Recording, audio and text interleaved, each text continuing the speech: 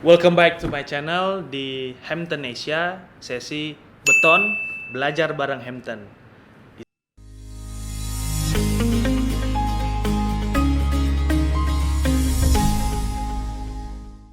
Kali ini gue bakal mengulik sedikit tentang bagaimana sih cara memulai ekspor dan bagaimana langkah-langkah untuk bisa kalian lancar nih mengekspor barangnya. Nah, di video sebelumnya, kemarin kita udah ngomongin tentang cara memulai ekspor.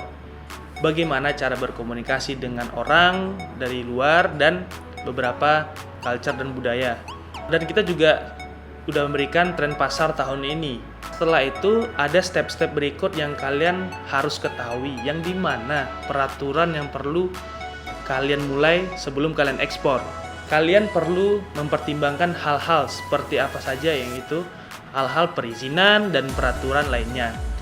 Yang pasti tidak ada yang suka sih memikirkan teknis agak ribet, banyak aturan, apalagi ekspor tani ya.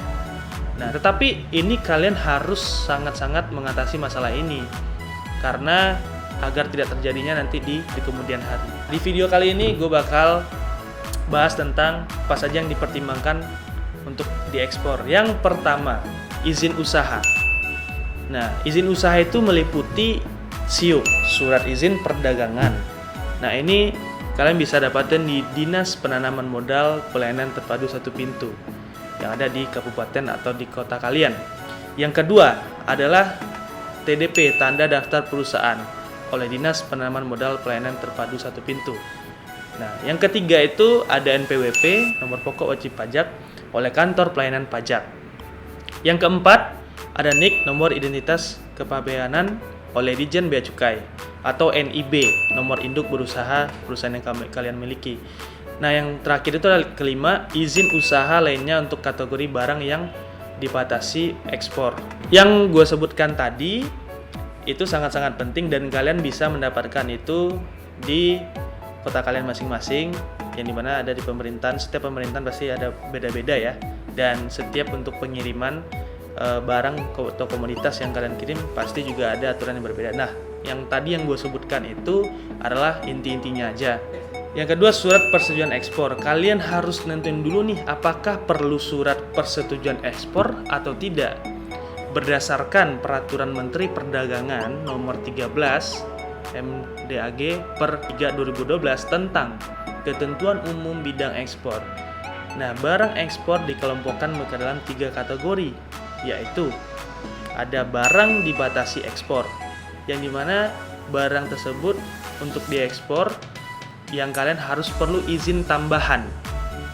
Nah, contohnya kalian mau ekspor sarang burung walet, maka kalian harus memiliki ET, eksportir terdaftar atau IT, SBW dari rekomendasi Ditjen Peternakan dan Kesehatan Hewan, serta rekomendasi dari Kementerian Pertanian.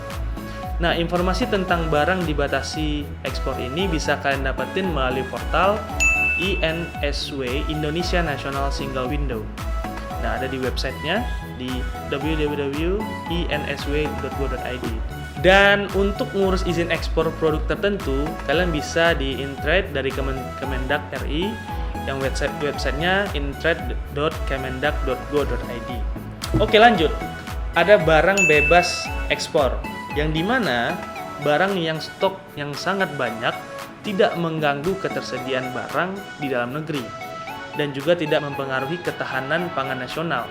Nah, ini kalian sangat bebas ya, yaitu kalian bisa kirim barang tanpa ada mengganggu ketersediaan pangan nasional gitu. Nah, selanjutnya ada barang dilarang ekspor. Penetapan barang dilarang ekspor ini dilakukan berdasarkan usulan dari menteri atau kepala lembaga pemerintahan non-kementerian dan disepakati dalam rapat koordinasi antara kementerian. Kenapa dilarang? Karena untuk melindungi keamanan nasional atau kepentingan umum, atau untuk melindungi hak kekayaan intelektual Indonesia. Contohnya apa? Ya, ada salah satu yang tertera di video ini yang kita ambil dari Peraturan Menteri Perdagangan Republik Indonesia Nomor 45 Tahun 2019 tentang barang dilarang ekspor. Yang ketiga, ada dokumen ekspor.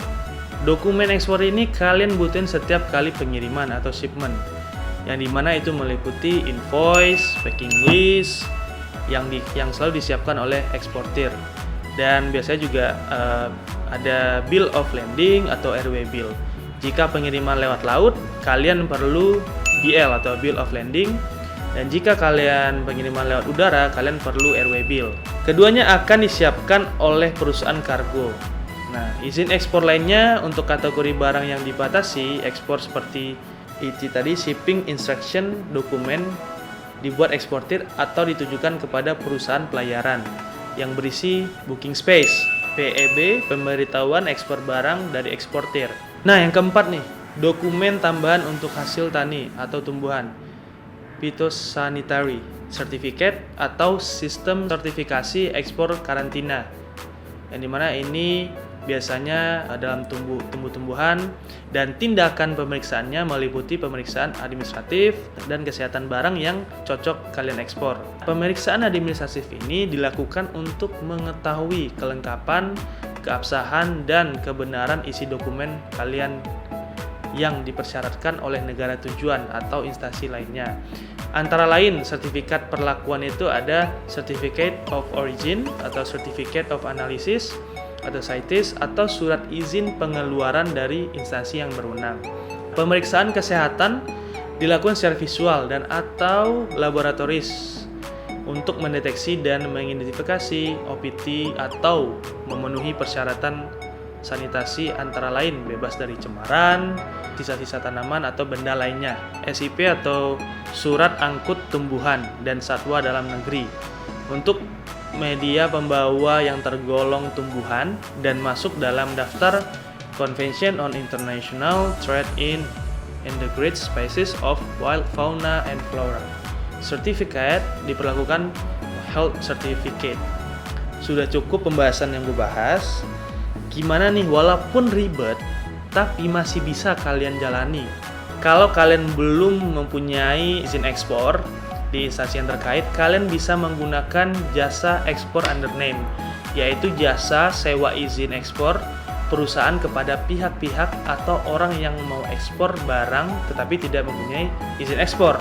Kalian bisa kolaborasi, kalian bisa tanya mereka, dan itu banyak banget, maupun forwarder dan lain-lain sebagainya. Kalian bisa komen di bawah apa aja yang kalian tanya, silakan tanya.